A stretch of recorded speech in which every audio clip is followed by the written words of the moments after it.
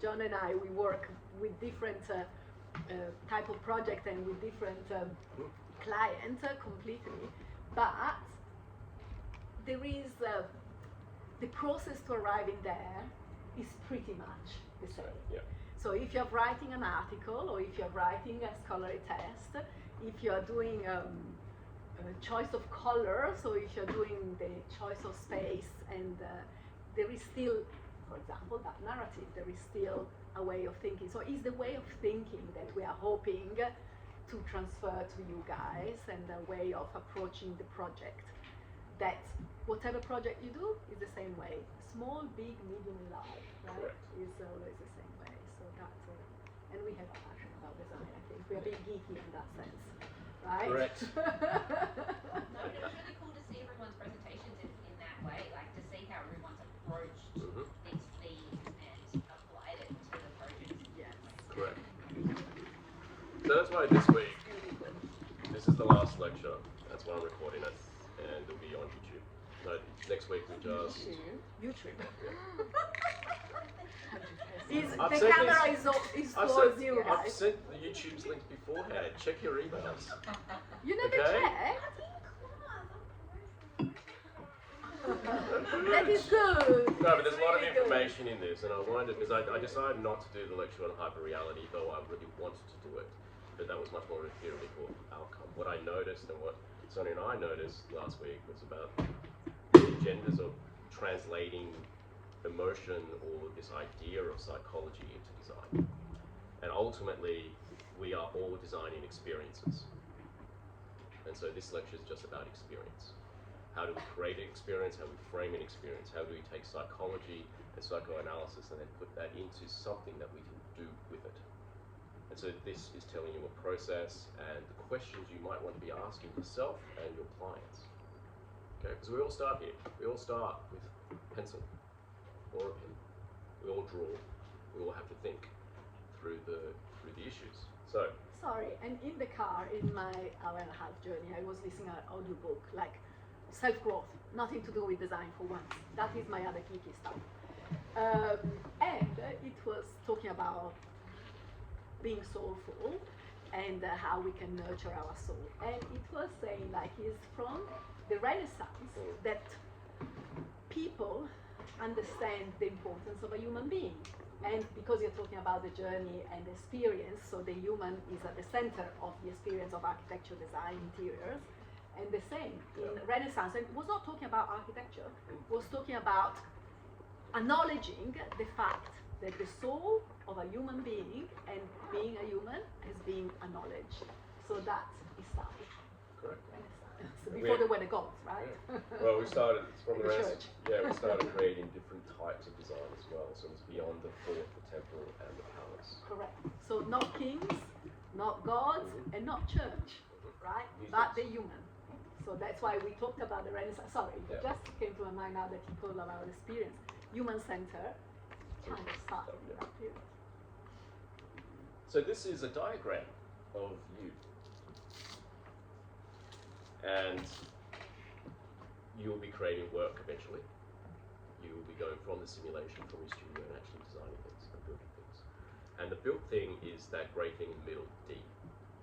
But the thing is, that's all you ever see of design.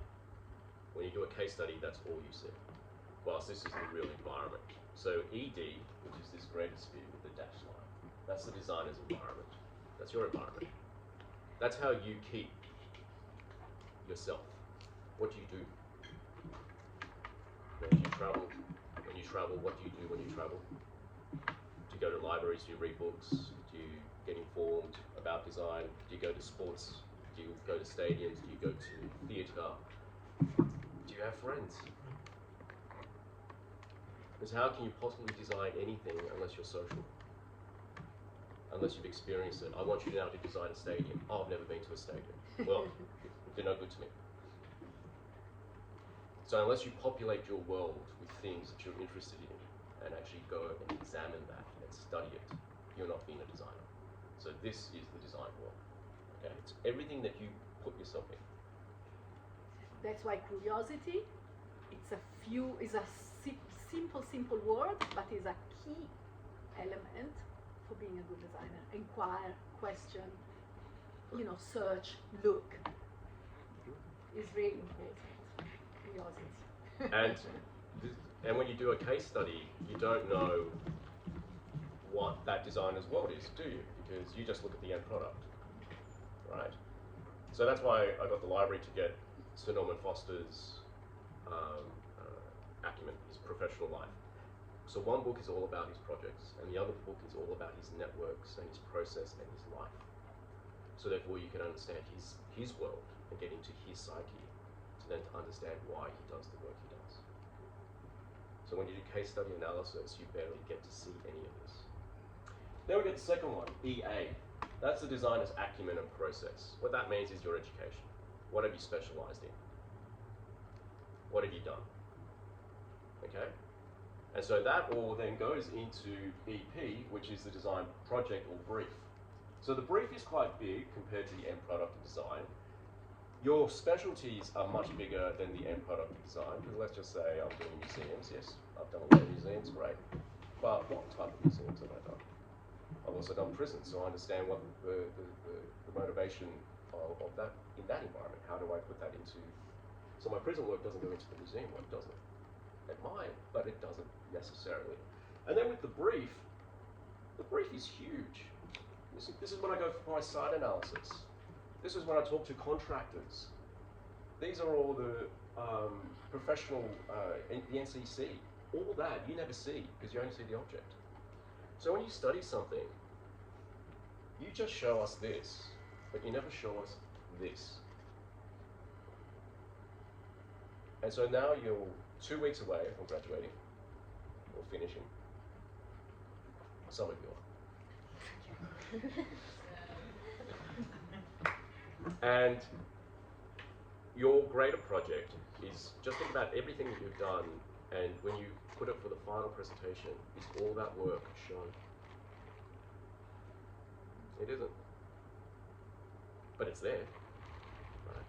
So therefore, when we study something, we should try to unpack as much as we can. It's very hard to get this kind of information, but then you can understand some of the issues with it. So that's it, in a sense.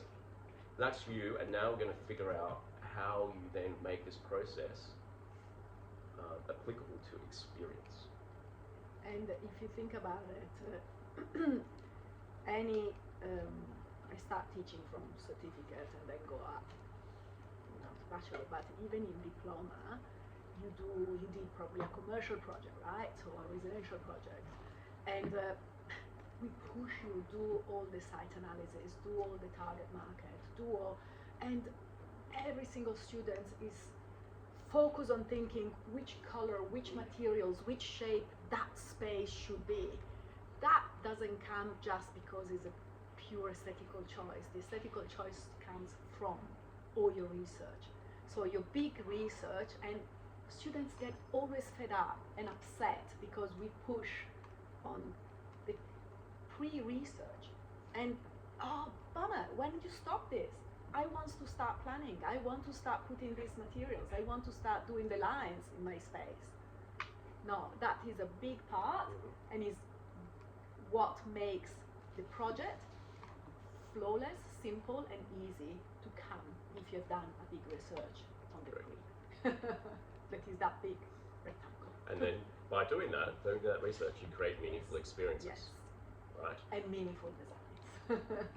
So what is a meaningful experience? This was a student that I employed many years ago. He's an industrial designer. I didn't want to deal with the interior design students that I saw at UTS, and so I went to the industrial designer department and looked at their students. They were producing better students. They actually understood materiality. They actually built things. They knew how to join, which is excellent. And so, I need to interrupt you again. Sorry, I promised last time. Okay. It's interaction, not interruption. Talking about product designers, they know how to make things and do things. I maybe mentioned it to you already, but for that year I went to Finland to do my exchange. And the architectural school, that is the Aalto architectural school, there are workshops. There is metal workshop, there is wood workshop, there are workshops because the students make things. And that's fundamental. You learn about things are made. You learn about how materials can be combined. It's amazing. My university degree, my bachelor's, we're in the workshops all the time, metal and timber, spray booths. Correct. We were making things. Yeah. Amazing. Yeah. I think it's it was a really way to think best. about ideas. Correct. Because drawing is abstract, Yes. building is a little bit abstract, but it's much more concrete because it's actually tangible. You're getting a tangible result, it's a physical form. And also it's 3D, and then it's also together. It's the most amazing things, not just theory. So Barback, I helped him apply for the Churchill Scholarship. He got it to go to the London School of Economics to do his Masters in Research.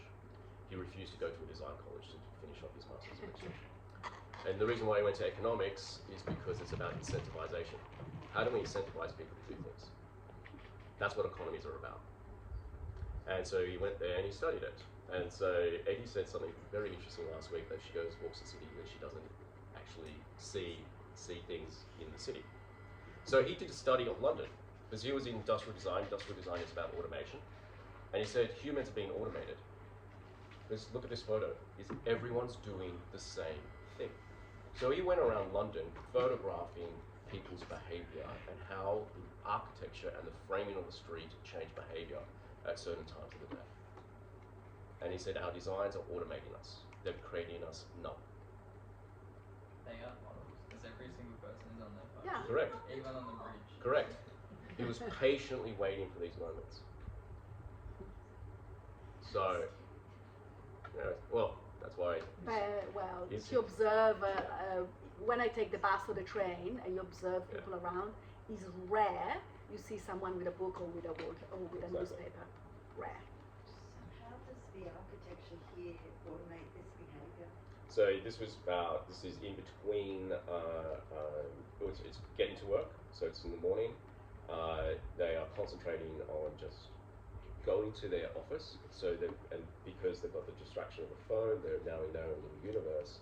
Therefore, this architecture has nothing of interest to them. There's no obstacles. Like Devonshire Tunnel is automated, right? I mentioned it again. It's going to come up again. So we got this automation going, and that's what he did. Did all these studies into it, and it's now published. So that's his ISBN number. He's finished off his PhD now, and he's successful in London, doing beautiful work because he knows about human behaviour. So he said, statement at the end: multiple individuals are reduced to a standard categories through their different concept of the city and its relation to the user. So though we're having different understandings of space or different agendas in space, like I am going to a job interview versus you have a job and you're going into that office, we have different agendas, but we're also automating in that same time. So it's a fascinating study. So this is about experience creation. And in this lecture, these are all the theorists that I've used: Bosnick, Thurston, Peel, Faulkner, Durkin, you can never say his name, Pine, Gilmore, Mambrun, Russell, Haradan, and Rasamali. And behind all them is Freud. So this is condensing all this theory into something that is tangible. So how do we create an experience? This is an experience. This is the tower in the Jewish Museum in Berlin. It's the Tower of Light, where you contemplate. It's how you start the exhibition. But this is not the only experience, because you have to go through other things to get to here. You go through the old museum, you then go into the subterranean, so you go underneath, then you go up on an incline to get to this tower room. So that is all about framing the moment. But we don't have to have those kind of really emotional spaces to talk about experiences. This is the Prada store in Tokyo, designed by Herzog de Moro. So what is Prada? Italian luxury. What do they sell? Everything. They don't sell everything. They don't Everything sell fashion. cars. Everything fashion. They sold phones. Did they? Yeah, they made the first touchscreen phone. Yeah, it was Nokia. The Prada phone. Oh, it was Nokia or LG. It was the first touchscreen phone ever made. Pretty fancy. Prada is predominantly known for fashion. So, shoes, clothing. So when you've got this kind of project, and this is, this is everyone sees the building and so, oh, that's a pretty nifty building. Great. We can talk about how it's about weaving and all this other stuff, but that's not the big thing. What is about shopping? What is the experience of shopping?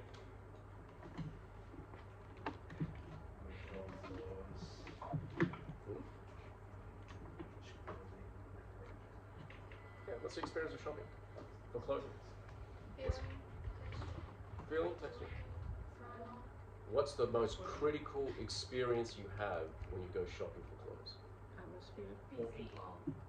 No, the most critical experience to make that shop, that purchase. Service.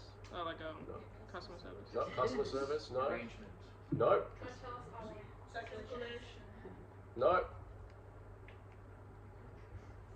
I can understand you might want to touch it, yes, that is part of it, but what is the experience of shopping that makes you decide to buy the garment?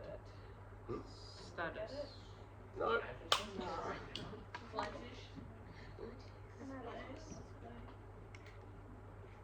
Have you ever tried on a garment?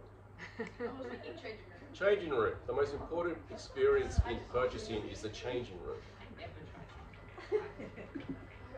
Might kind of make sense because if the changing room is messy, then you're gonna have generally a better experience. Correct. That's why we wait If for the it. changing room does have bad lighting, you're never gonna buy that thing And if it because has you good lighting, and then go back home and it has bad. bad lighting, you already bought something. And now this experience of the changing room. What is the changing room experience do you expect? Yeah. Does the person going to Prada usually go in there by themselves to buy a garment? No. They usually go with friends. Is the changing room experience it's so important for that sale that it's constantly neglected. This was the first store to really understand the changing room, and this is the changing room. So we don't look at the architecture. You know, the architecture's gorgeous. I love it. I can talk about that all day, but this is the experience. And also Prada. That's the changing room. Okay. And also Prada, besides, yes, is a fashion brand, is also wanted, is kind of Apple kind of language. They wanted to create exactly the total feeling of their garments. They've always been cutting edge with conceptual. So look at this changing room. There are seats for your friends to sit as you go into the changing room. That window, that is clear glass. When the door is open, it turns to clear glass. When the door is closed, it turns to frosted.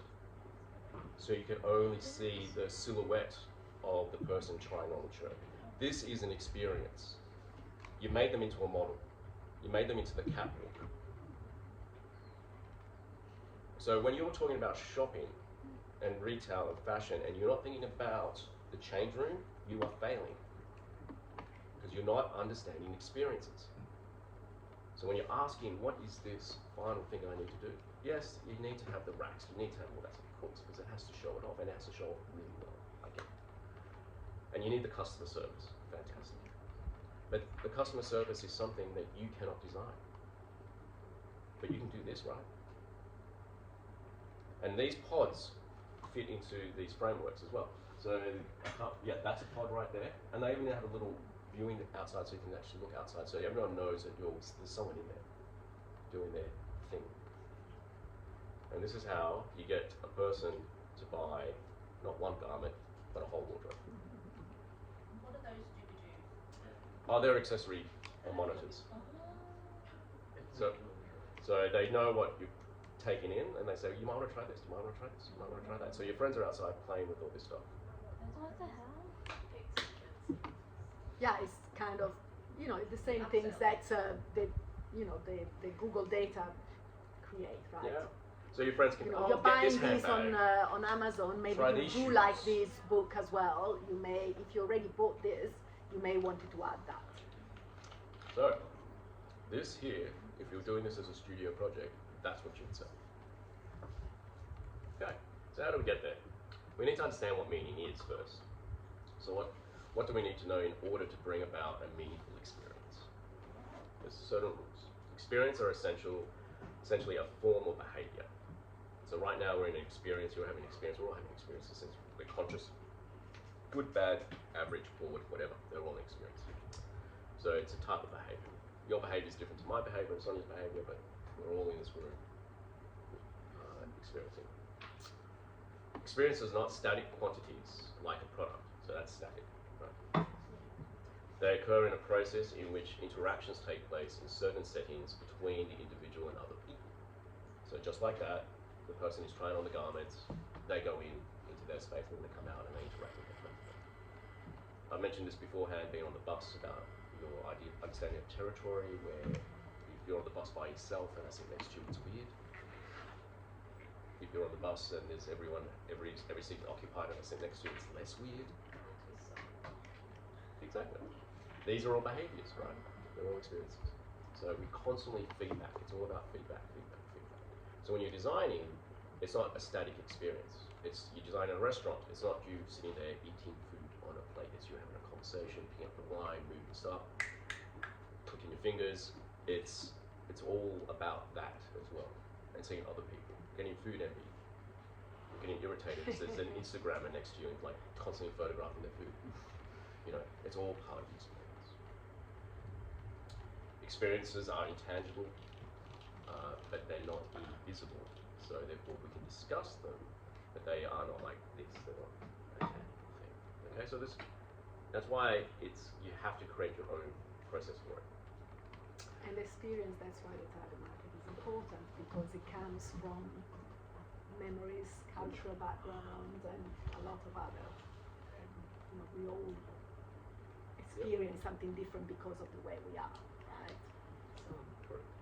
And so it's a human condition. So this is, I've taken inspiration by the Reaver Present in his 1960s presentation of what is an architect, and so he put all these stamps on it to create the form of an architect. But here we're going to use that same kind of thing and explain what is traits of experience, or meaning, sorry.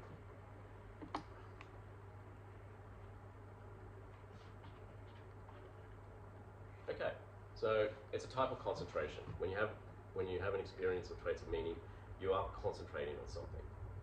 It depends on how well concentrated you are. That's why if you've got digital phones around you or smartphones or whatever, they are highly distracting, so therefore you have less experience, you have less concentration. You have greater distraction, so you're not going to remember a lot more. So if you're not concentrating, you're not really having a meaningful experience. Okay? So what are you getting the person to concentrate on or focus on? They've already come in there with that agenda. I am going to buy a meal. I like this restaurant. I'm going there. They've already come with that agenda, but what are you making them try and experience? That's why great restaurants, they're just so well laid out. They give you those moments. Even going to the bathroom. What is the experience going to the toilet? That's always forgotten. Sometimes, not always, but it's usually forgotten in design. It takes time, and sometimes when you're having a really meaningful experience, time disappears. The best example of that is people play video games, for instance, and they can spend a whole weekend playing a video game. I'm sure everyone's gone down that rabbit hole once in their life, and all of a sudden the weekend's gone. So that's when you actually understand. That's flow. You're in such a moment. Sports people experience this. When you have a great idea and then it goes into a concept as you're drawing, as you're thinking through your design, you are in a state of flow as well. And all of a sudden it's Sunday and I started on Friday. So what is the time that you're giving these people? The emotional understanding of it. It can be through the emotions of touching something. It could be through smell. It could be through those senses. It triggers an emotion. It is unique to them. It's though it could be a repetitive place like a theatre. I've gone to a theatre or a cinema complex many times. I remember some that are more unique. I go out of my way to go to the Orpheum. Yeah. It's really nice. I'd rather go there. I know the cinemas are smaller. And the But seats are not reclined. They're not reclined. It doesn't have the big chairs and IMAX feeling, but the Orpheum is a beautiful experience. Yeah. So it's unique. It's authentic. So it's not lying to itself. It's not trying to sell you something. Like to say that I'm going to McDonald's for a healthy meal is inauthentic. So, what is the authenticity of this?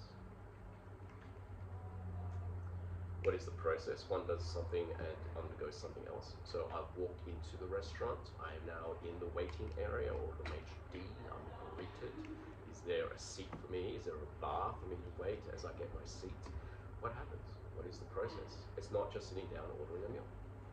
There's like lots and lots of experiences going on. What is that process? Even down to ordering the meal, the menu. How big is the menu? There's nothing worse than having a menu that you can't read as well. So why is it so small in font size, and why is it blue? Playfulness. Remember, we like to play. And it doesn't mean it has to be fun play. Play is just about curiosity, it's about interest. So when I went to the Porsche Museum, I don't like cars, I'm not interested in cars, but I went to the Porsche Museum because it's a beautiful design.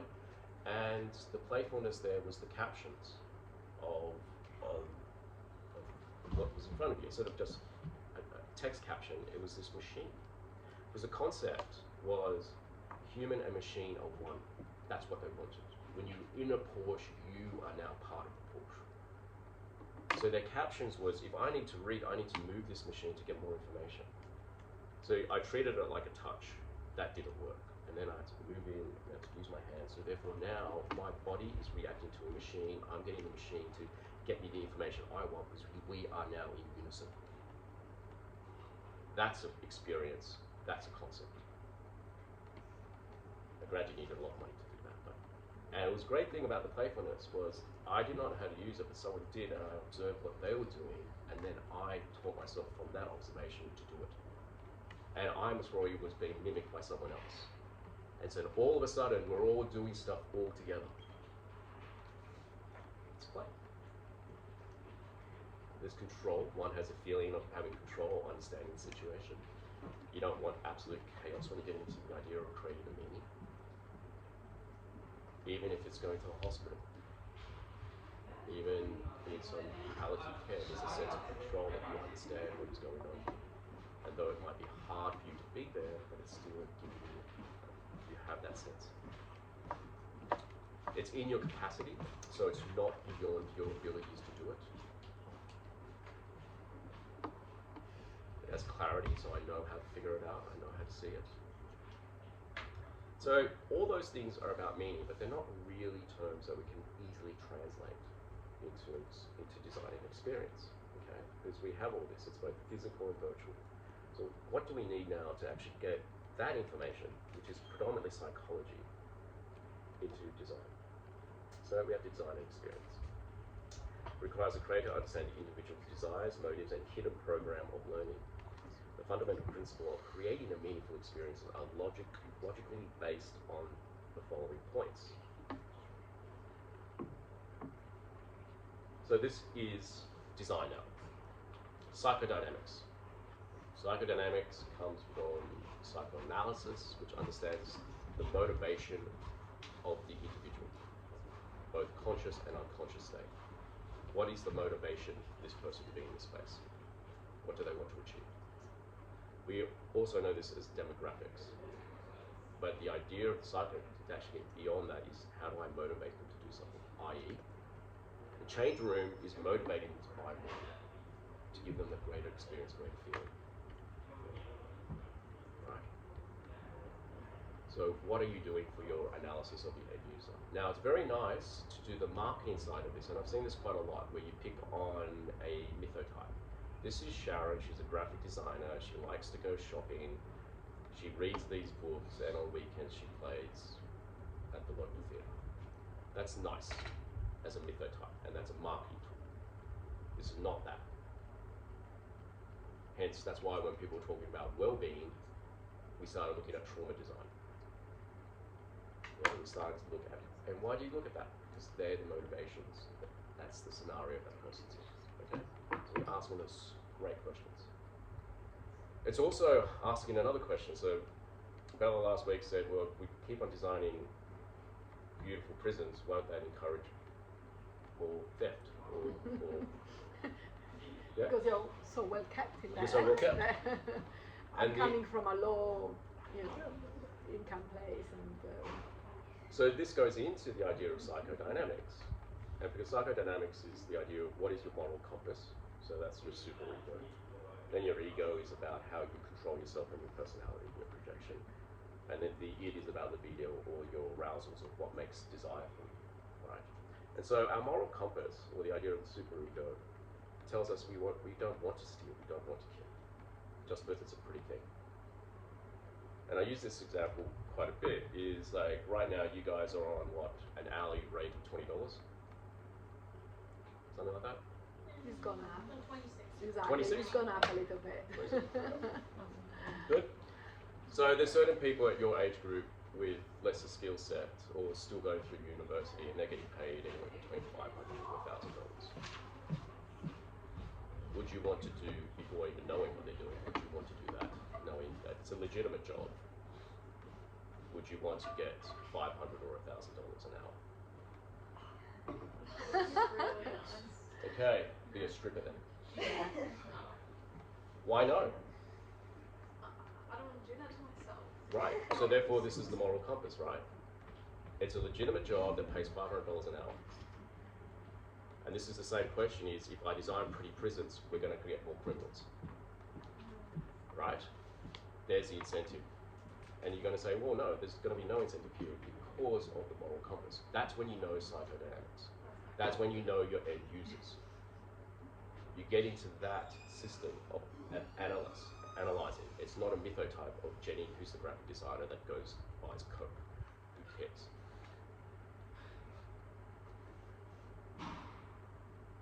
So That has just changed my whole perspective on the prison thing. I get it now. That makes so that's my job, our job, to make sure we get clarity. That's why I'd rather do this than talk about philosophical hyperreality. I said, because that would have been my pleasure to talk about hyperreality today. I would have loved it. But let's talk about creating experiences. The second part is co-creation. The individual determines for themselves by how much control they want in the process of co-creating. The offering party, which is the design, focuses on the process of giving meaning to the individual user despite the networks and massive characters of the other customers. So this is about specializing it to that person, making them feel unique within the space, though they are shopping. So yes, the Prada store, everyone's doing the same thing, but their experience right there, those women buying that collected together, is their experience and it's unique to them. So you've just now made a moment that was special for them, though this moment is repeated with other people. Right? This is part of co-creation. It doesn't mean that the person's actually building something. It means that they're taking control of that experience in some way. Even down to accessories and the monitors there saying, oh, I've got that dress, try this handbag. And so you're now being a stylist creating that experience. Right. There's a difference of a degustation menu versus a la carte. They're two different experiences. So sometimes the co-creation is out of your hands. You say, no, let the chef do whatever he wants. And so the co-creation is much less versus the a la carte experience where you have more control. So what is it? Make sure the customer or the end user is like a guest. Consider the user's guest not as a mass. Make them believe. Feel unique, and this whole design around them feels special. Just everyone could feel that you designed that experience or that space or that for them. Correct. And think about the Prada store, how many people enter, right? But they all feel unique and that something is being created around them. And even this presentation right now, we're in lower chairs than you guys. We're in a U-shaped formation, so we are exposed. It would be totally different if I was standing behind that. There's an isolation. This is a fortress, right? I'm behind a table and a monitor, so you don't get to see me. And it's a lectern, and a lectern has a seriousness to it. It seems like you're an academic, right? There's a different things about sitting on a couch or sitting on these seats to talk about this. We are the only one, I think. I think we're the only use ones that this. use this. I think we are the only one using this. I mean, even in my other days, I'm behind that because the students don't like this. I know. Consider a paradigm shift. A paradigm shifts are risky. I'm not picking on LR, I'm just saying that the prison is coming up again, is that's a paradigm shift, right? So you would have seen that and gone, that's crazy. Like, why would we want to give such beautiful design to bad people. Right? So that's a paradigm shift, and when that usually makes the customer or a lot of people uncomfortable and makes you question that design. So what is that paradigm shift?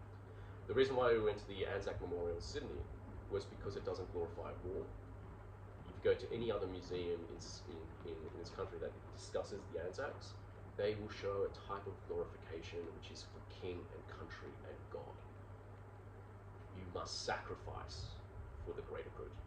Whilst this was about a memorial and feeling the sacrifice of the individual and the loss of the individual. War is not useful.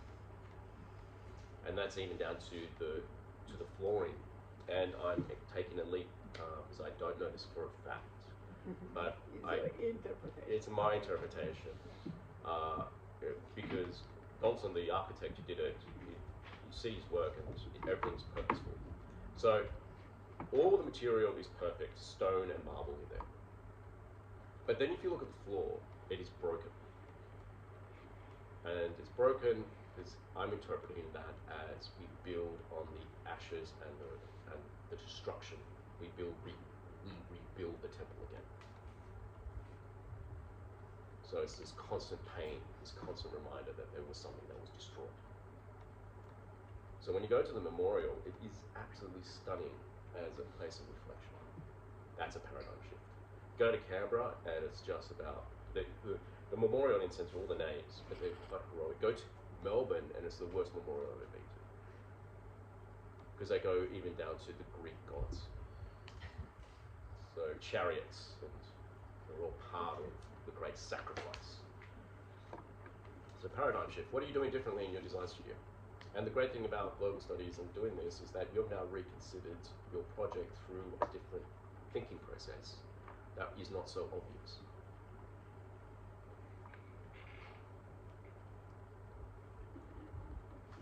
Interactive.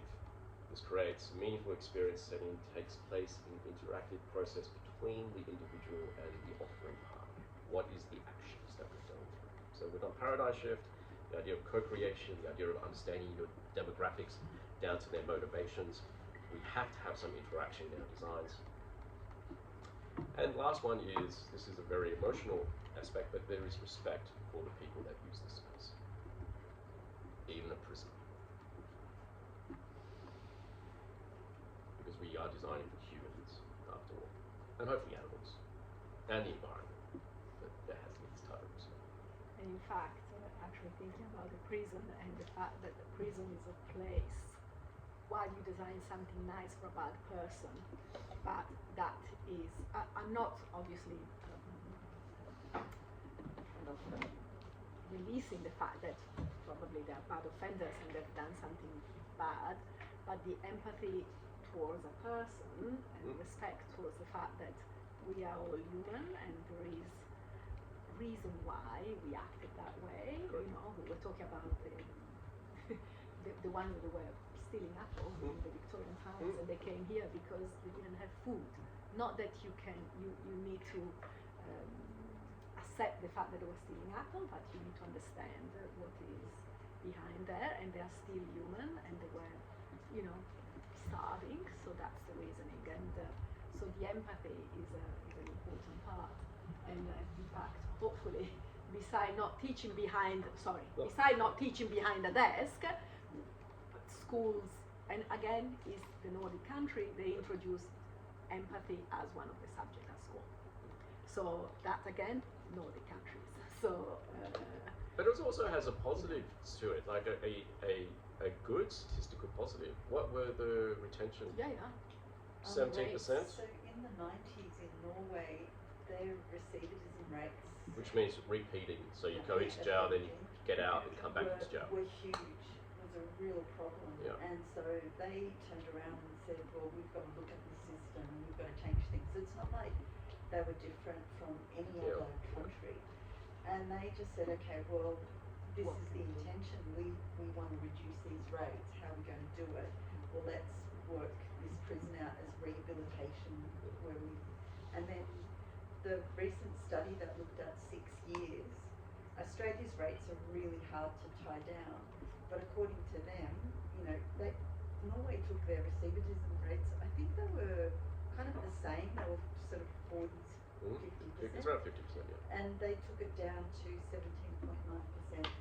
And people in their prisons still complain it's not the best experience. Yeah, it's prison. But you know, that's not quantified, so I can't include that.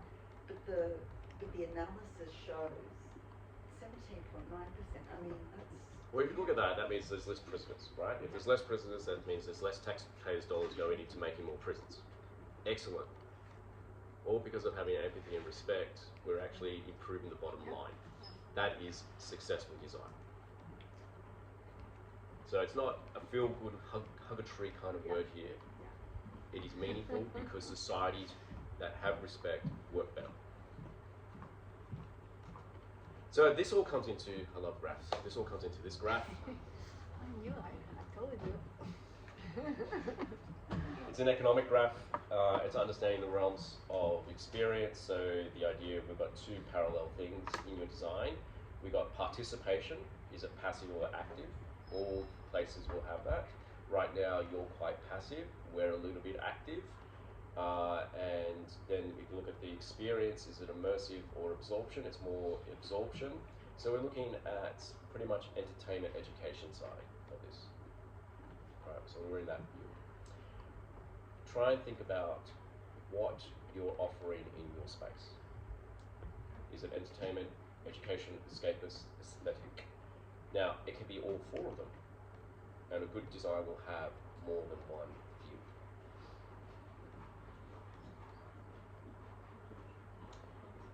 This goes into the psychodynamics. So this goes into the motivation of people. Right, so on the bottom side, we've got motivation for purchase. Principal purchase, an action or status.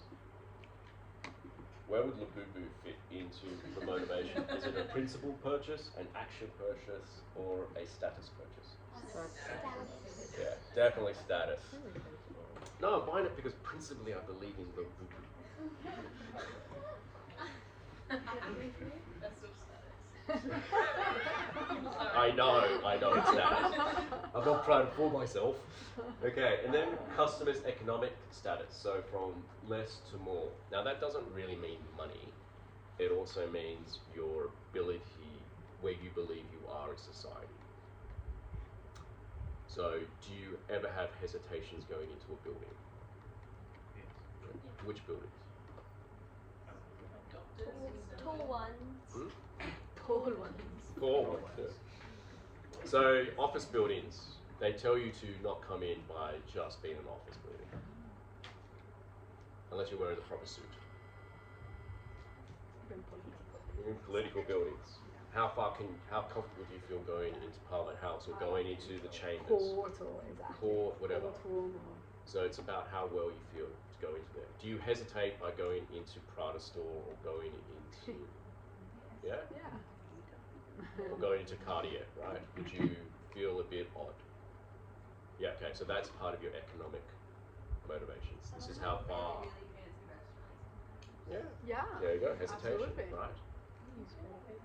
So that's when you're doing the psychodynamics, you start to think about who is this person.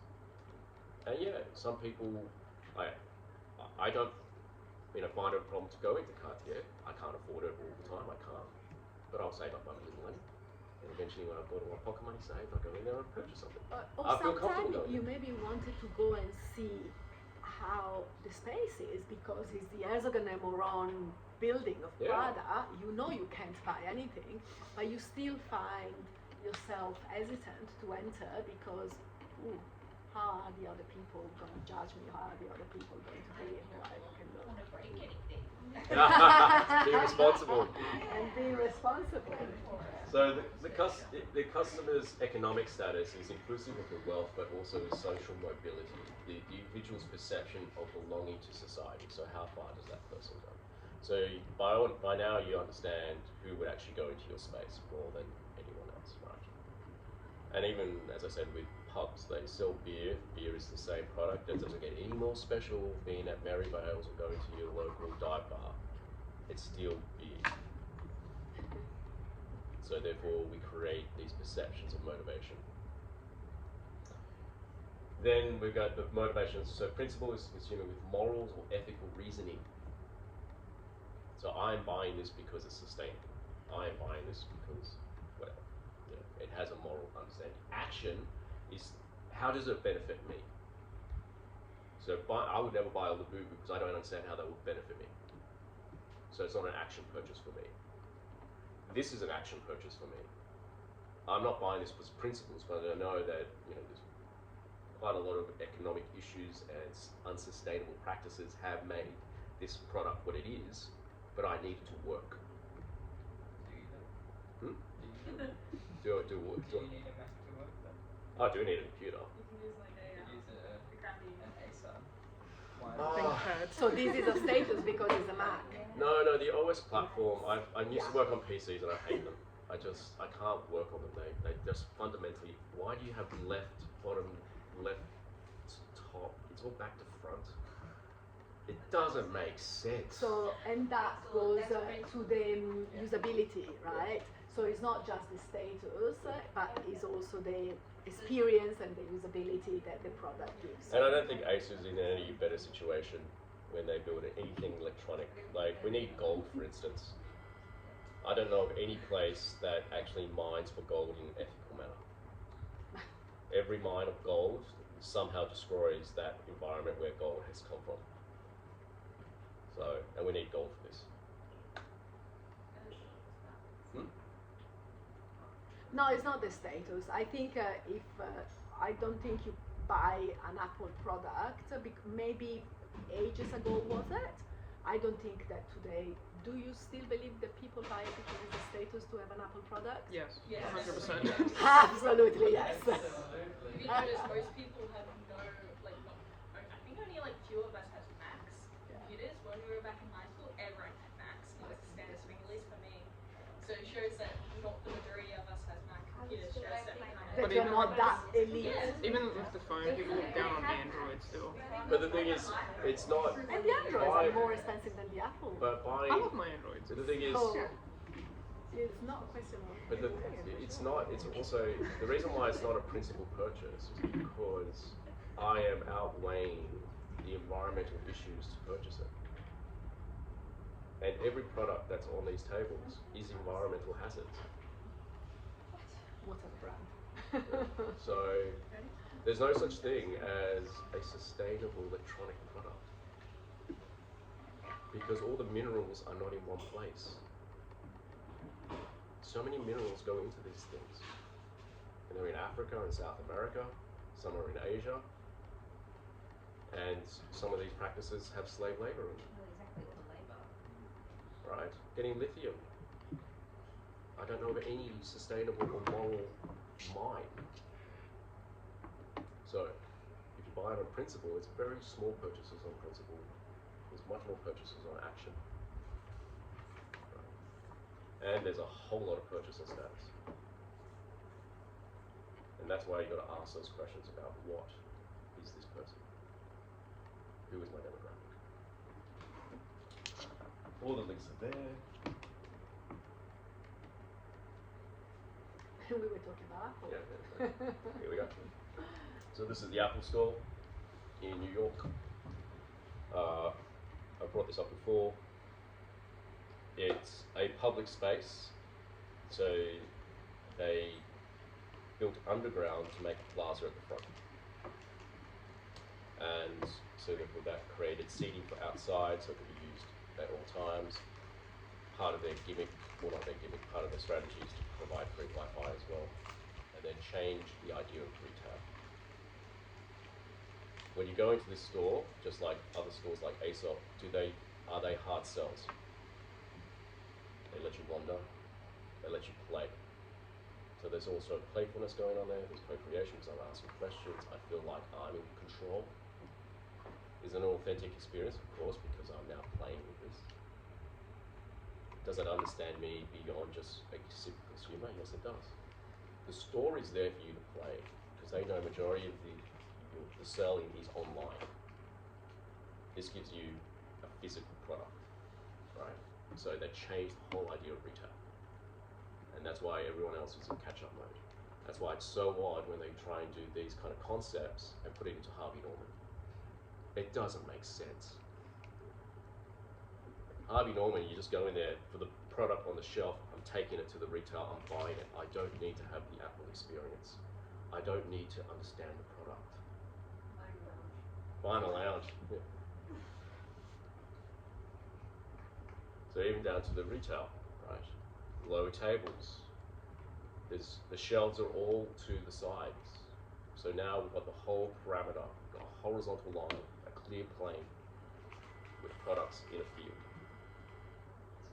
There's not a sticker price anywhere. Why choose timber? Why choose that color? This is a technology company. Why are they putting wood in there? They make it look sustainable. Looks. Make it look like you're doing something friendly. Timber's nice. You know, it's better than stainless steel. Imagine having steel tables. You feel like you're in the morgue. Right? You're selling a computer product. It's not human. It's not alive. So Therefore, they put the trees. yeah, they put the trees. They say this is part of life. You've got life around you. They're the light wells above. So that's upstairs where you saw the light wells. Those things there. Right. That's allowing the natural light to come into the retail environment. And also, is there any distractions around you? What distractions? No, there's no distractions here. This is clear. I mean, like just the general internet where you have multiple opportunities.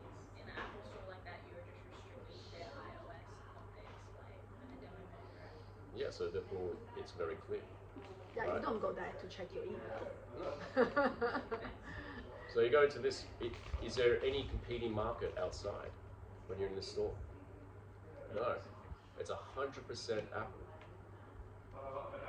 That's clarity. So this, by all those words that were shown beforehand, this is one of the perfect examples of it. This is a designer that really understands their stuff. You're allowed to touch. You don't feel shy to touch because things are not on a shelf or display like a museum. They are, yes, on a table, so it's something that realistically you can touch. They invest in design where other people don't think about it. The staircase. Right? Why put money into a staircase?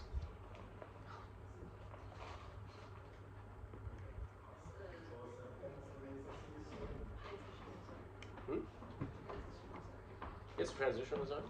But a staircase just needs to get from one level to the next, right? But why do this? Why do this? To make it an experience. Make an experience. This is the one in Singapore. Go to it. That handrail is just divine. You put your hand on it, you cup it, you're walking up the stairs. Looks good. This is the New York one, beautiful. The Sydney one. They are moments, and they're unique. You remember them. You will take photographs of them because the design is impeccable. Now, is Apple doing impeccable design because they believe their products are impeccable? Are you serious? They do it. Are you serious? The design of it. Okay, understand the iPod, right? And also the multi-touch screen. Before the Apple products, they started looking at haptic design. No other product was ever looking at haptic design. Before, if you had to go through something, you had to press up, down, side, side, right? They invented the wheel. So therefore, if I need to get through 100 songs, I can just do this.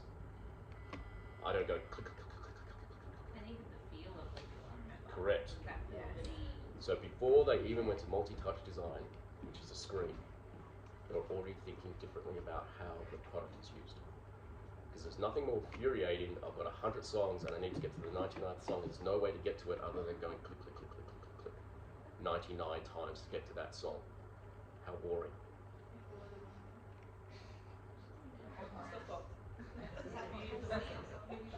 That's why you have the wheel. And If you know you have to go through something, do you put more energy into it? Yeah, so it goes faster. Oof. That is design. That's why impeccable design, that's why they get the best interiors they can. It's because they really do believe in their design products. They have a whole team of designers. You'll be lucky to get an industrial design job there. And they think about these things all the time. That's why you find that even down to the aesthetics, so those great computers over there with the little window signs, they're copying this. So you see a market leader and then you see the copies. So Microsoft did their little crappy retail store and it looks like crap compared to Apple. Microsoft did not come up with that concept. Apple did. But Apple does have beside the design also the big part of it that it is the experience. So they really connect with the end user and they make you think with different strategies that you're part of that tribe that you desire and you want. They make you wanting that dream. They make you wanting to be part It's a of type this of tribe. They want it correct. So that is they don't work of what are we selling and how much we want to make. They, of course they do, but the first is why are you doing it? You know, how do we actually probably on how more than the why. And they do sell the dream. They do sell the the experience and the part of that things. Even you mentioned it that with the telephones. So, for example, people take the photos, right, of the staircase, of the new store, etc., etc. So, think about some of the advertising campaign from Apple. They actually use users' photos, say like, this is, and they don't even use a telephone. They use a photo of, I don't know, someone walking on the street or someone on top of a mountain, saying like, you experience that and you share it with us, right? That's the slogan of an advertising campaign. And then of course, you took it with your iPhone 7, iPhone 20 or whatever it is, because the camera is the best in the world, right? But the first thing they communicate to you is how, you had a great experience and you share with us, right? So that is, part of the design language. Correct. And this is part of the design as well. Though this is a program within it, that's why they say they changed retail. Because the bricks and mortar campaign, there's going to be no more bricks and mortar retail. What a lie. Like, that was the 1990s, early 2000s bullshit thing that we're all going to go online. Online is part of the purchasing process. It's how you then still have bricks and mortar to do it. So therefore, that's why they had to do a paradigm shift. Why would you ever do a lecture theatre or a sit-down area in retail? Didn't make sense. We have to have product. We need shelves. This is like the change room in Prada. And so therefore you now just go in there to learn about the products. So it's a total different game. And that's why everyone tried to copy it. Or they're still trying to copy it. Because you learn how good that product is, you say like, oh wow, I can do magic things with it, let me buy it, right? So if we start looking at this, it's not socially aware that people buy products. It usually actualizes in the people experience that have a higher economic understanding of themselves that usually get Apple products. And so this is the demographic they're going for. They sell it to that demographic. Now, that doesn't mean other people don't buy it. My go-to example of Mercedes-Benz. How do they advertise Mercedes-Benz? No one is into cars. Sports and luxury. They do. Okay, so you obviously haven't paid attention. Anyway, that's cool. They're not That's all car right. people. That's all right. I'm not a car person either, but you have to know. Well, you have to go there and experience it and become Do they target drug dealers? I know, but No, it's like businessman. That's Yeah. BMW. Okay. So BMW, right? Drug dealers buy their car. Do they have advertisement for drug dealers to buy their car? No, because that actually diminishes the brand, right? So therefore, their target audience is a primary audience. Then they're not. If a drug dealer buys their car, so what? I'm not going to advertise to them. I don't care. It's not part of the field. Therefore, they stay true to their brand message. Right? And that's why when you've got clients and you understand your projects right now, you've got a brand message. You're catering an experience to that. Now, other people come into it, fine. So there will be status people, achievers, and they'll be doing status purchases. But if then Mac started advertising to that or started changing their brand to suit that, they'll lose this. And that's why in the design brief, they say our spaces have to be aesthetic, escapist, and educational, with a touch of entertainment.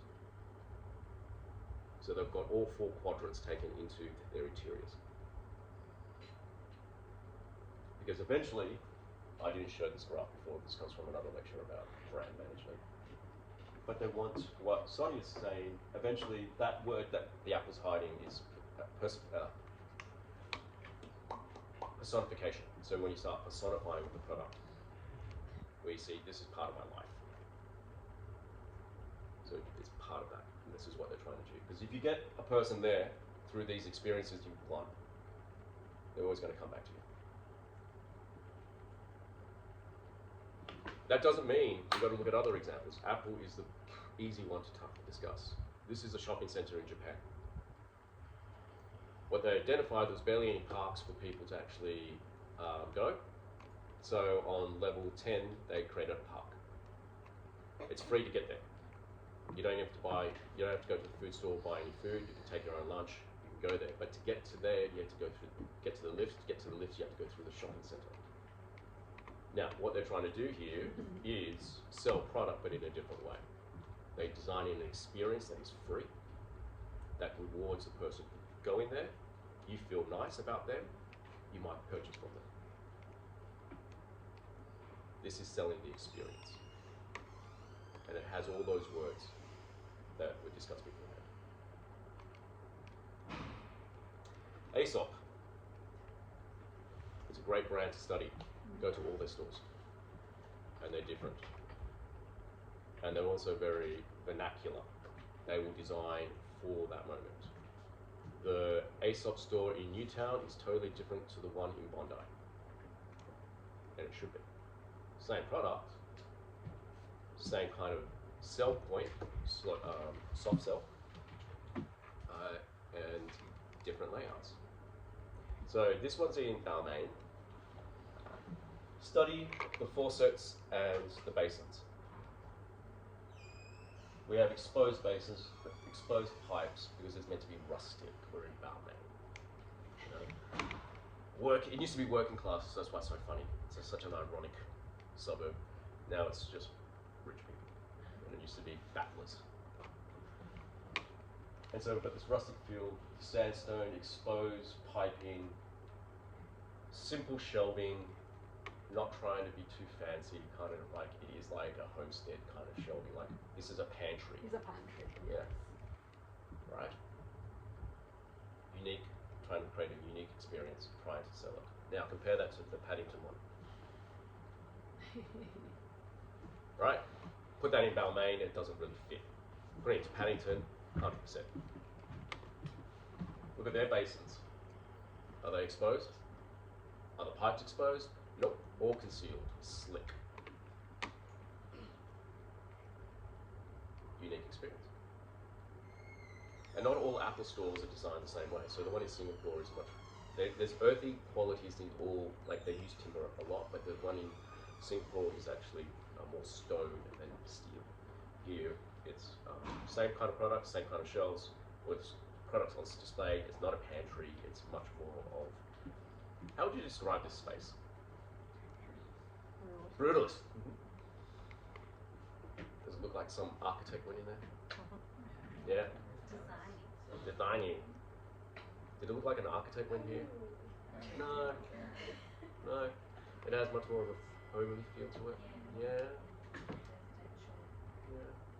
Even the ones at Westfields, there's two like across the road from each other, and they're completely different. One's in the arcade, and the other one's like Which one? Where is this? Westfield Sydney. Oh, Sydney on Pitt Street. Yeah. Okay. They're like facing each other basically, and they're so I've got to go different. check it out. I love walking into ASOS stores. Yeah. They're just great. Case study analysis. Great experiences. Seed Museum. Yes, it's the British Pavilion in Shanghai in 2010, done by Heatherwick Studios. And they had to sell the idea of Great Britain. Because our pavilions, we always have expos. The Eiffel Tower was the expo of France and Crystal Palace in England.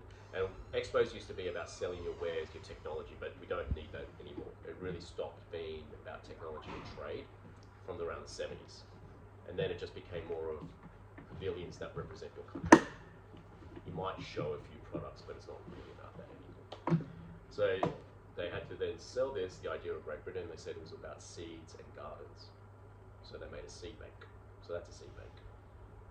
And so this is the experience of outside. You don't even have to go into the thing to appreciate it. It's like a whole sculpture. And the shadow lines actually create a Union Jack. If this photograph was actually taken full on in the front, you would see the Union Jack. So it's this kind of symbolism running through it, but it's fun. It's unique. I want to go there. I don't care what's in there. Did they design the whole kind of amphitheater around it? Yeah, That kind of garden area? correct. And so this is the interior of it. And so the collection of seeds, all those seeds are now in that little spot. And this was the most popular pavilion in Shanghai. Why? Because it gave you something that you've never seen. It gave a paradigm shift. And all that light was predominantly from the light from the sun outside, because these were on resin rods. And these rods, so the resin rods start on the outside, that's the outside rods. And they go all the way to the interior, and on the inside you get the seeds. So light goes from outside to inside. So it changes. So over time, the sun bursts out of the clouds, all of a sudden it gets brighter. And then it goes behind the clouds, it gets a little bit darker. And then at night time it's illuminated. Separation of spaces. So this is a memorial. And the paradigm shift here was, these were children that died in the Holocaust. So they were denied being children and their life. And the client wished to discuss the atrocities the Nazis did. And I went, no, okay, we've got enough Nazis in this museum. We don't need any more Nazis in this space. Can we just talk about the children? If you want to know about the Nazis, go to the other exhibition that's outside. Let's be a memorial. And I said, all the children should be colourful. We should get an image of them, and then we'll screen print them in colour. And so therefore we have this beautiful coloured space. The exhibition behind this, that's why it's grey and does deal with the atrocities, and everything's on sheet metal and printed. Silk's printed onto stainless steel, so it's very harsh. And this is very warm. So we now got a contrast in two different spaces. And the colours were selected, though they did it incorrectly. That if you then turn these colours into black and white imagery into Photoshop, so you just go to grayscale, they will turn into 40% grey as a tonal value. And that's the reason behind that, the metaphor behind that was Nazis only saw black and white. They only saw Jews. They never saw the colour or the emotion of the human. And so this gave an education tool for the education officers, so when they're talking about the space, to actually do something more with it. So are you myopic in your thinking? And then behind you is 1.5 million teardrops. That's that. And then there was a teardrop coming down, and it's now stopped. It's now full. And so that's to represent the 1.5 million children that died. So we had to measure it and make that custom made, and there's a message behind that. So there's constant reflection of colour hitting water and coming back. It's very quiet. That's great in experience, right? And thinking about why you're doing it and for who you're doing it. It's still rated it's the most visited space in the Jewish Museum. Then we got other museums. This is Liebeskind's military museum in Dresden. Dresden was heavily bombed during World War II, by the British and the Americans, because the Soviets were coming across too closely, and the British and Americans wanted to actually tell their ally, the Soviets, that they had a much greater air power than they did, so they just bombed the city. There was no military reason to bomb the city, other than showing force. So how do you then create a military museum in Germany? Very hard thing. So what they did was, instead of actually discussing war, that's why this military museum blew my mind, was architecturally they said there is a schism.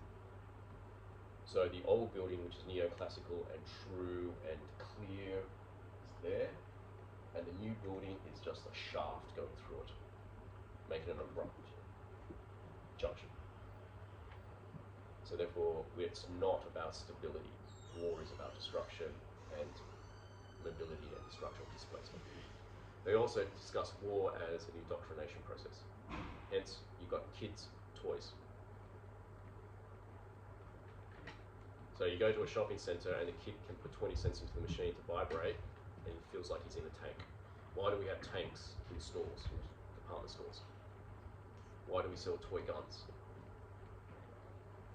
Why do we glorify war into gaming and make things their heroes, right? So this is an indoctrination, that's what they did, this museum.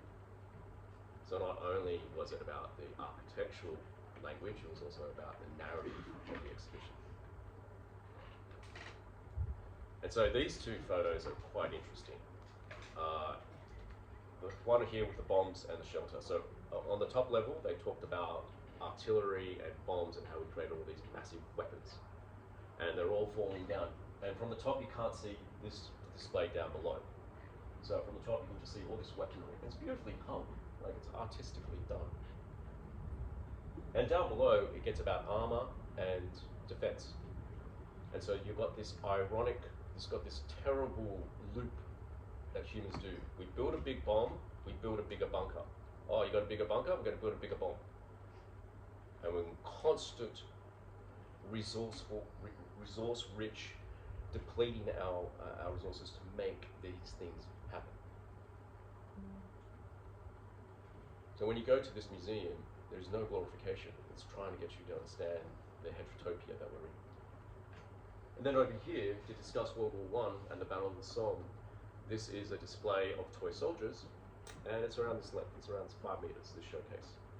And there's only a handful of the toy soldiers that are painted, because on that day, the only ones that were painted survived that battle. And all you see is a showcase of white toy soldiers. Now, that is a designer that knows their stuff. They've created a narrative. You're actually using things that aren't artifacts. You're actually using toys to then create a message. That's why when people say, oh, you go, I don't want to go to a military museum. You know, why would you? This one's worth it, because you actually see this discussion. And there are officers, the German army officers do go around, and you can talk to them. This was meant to be, if you don't think about this, this is what's going to happen. Because if you don't think about experiences, we get this. Bingo! Well, that's what it used to look like. It doesn't look as nice as that. I know, that made it worse. We don't, yeah, so this is just the only thought process for this is, I need you to get from point A to point B. That's it. I don't care about design, I don't care about your feelings, I don't care about the experience. And even with not caring, they do make the experience horrible. Yeah. Have you pitched to design this, or have you pitched to design this, or do something about it? I Time going through that? yeah, it's, Does it serve that purpose? it works, Yeah, it works, yes, it works. it does, It works. yeah. That's what I'm saying. It works for A to B, right? It does not work as a positive experience. Yeah. You know, But the majority of the students that go through this, right, if they you have are to present. automated, like the photo that the presentation starts with, so you're on your telephone or looking or phoning, you don't probably even see that. But right? does it have to be an experience to be a good designer? Like, do you have to go through Devonshire Tunnel and have it incredible if your purpose is to get to the other side? Like Well, just think- the Arbo Tunnel is not an experience, right? I mean, if you think about it, the Mont Blanc Tunnel is not an experience, right? But- It's a purposeful design, right? So it's Well, just think about, this is where I get into psychodynamics, and this is why I'm asking these kind of questions, right? So think about the people that use this tunnel, okay? You're a student going to UTS and you're about to do a presentation today. Is this the kind of experience you want before you get to the presentation? But on the other side, if it is an experience and there are a lot of people congregating in there, and I'm that student trying to get to UTS, Well, you're not going to be congregating in a tunnel, but what you can do is make a tunnel actually better. But it works. I'm not saying it doesn't work, I'm saying it's about the experience. This will Right. probably be a lot of tourists as well. They get off the plane, they go to hostel. It's on that this side of it. Or hotel. Hey, They're this oh, side. So this is why I bring this up, okay? Because this is contentious because it could be just let's just make a walkway. True, let's just make a walkway. But if a walkway actually makes you feel uncomfortable, what's the purpose of it other than being functional, right? Where we get this automated experience. This is weird. Why would we spend money and make people feel uncomfortable? have you been in the domain tunnel? Yeah. It's even worse. I know, I know, and especially the what's it called, the flat elevator, the escalator, or whatever. So, yeah, so that's one gate. This is all about the idea of the experience, right? And this is where you have care. Look at Central Station now. The upgrade to Central Station. Does it make you feel better? It makes my travel feel great. It's a lot more clear. Yes. As someone that goes to the 24, 25 platform, it used to be like you would get lost, and I would rather go to Redfern Town Hall. But now that Central's a lot There you more go. clear Correct. and more direct, you Yeah. feel a lot more comfortable getting to your destination. That's right. And then if they spend all that money upgrading that Yeah, station, you could and then not upgrading the tunnel. I think. Under the tunnel. Yeah, I know. It's like what Bella's saying.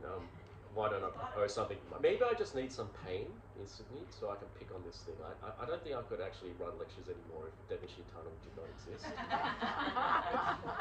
I need some evening. You know, I need the soft target. All you have to do is create a light well. That's it. in fact I And was and thinking now just natural natural light will make a big Just switch to the other tunnel. because I Fix wanted this one and to then complain about the other one. That's all John's gonna be known for, tunnel fixing. I wanted to ask you, what will you do to make I wanted to ask the question, what will you do, add to the tunnel to make it more of a appealing path? What will you do? It's an open question. You don't think about asking the government, etc. But what will make your experience better? To work from A to B is still a useful connection, but how will it be better for you? You can put a parasol ceiling in. And do Sorry? it like Okay. Lighting, Colourful tile. interactive lighting, It'd be nice to get fresh air down there. Yeah. It's recycled air. It's pretty bad. It'd be nice to actually get fresh air. Like all you can do is open up between the train lines, punch holes through there to get natural lighting in for one, and get natural ventilation. You know, like the trains aren't dirty because there's no diesel. They're all electrified, so you're not getting odorous fumes. And the noise goes through the tunnel anyway, so who cares? So yeah, get rid of the tiles, make it, I don't know, get new tiles. Exactly. Make it more you could like tactile. cater to the buskers that are always there, like Correct. make zones for them so that they can actually perform there. No, people use skateboards and bicycles, so don't make the tiles small, where the grout lines are all used all the way through. See, that's not even understanding people that use it. That kind of noise and that kind of, it's not a nice sound. So if you know people are using skateboards or rollerblades or bicycles to go through there, cater for it. Because they're still going to do it. I think it should be assessment. Just try. I'm just waiting for 1 year, the third year student in design proposal, write about the Devonshire Tunnel and say that's it. Exactly. It's Disruption, yeah. Okay, so that's experience. Any questions? No? Too much experience?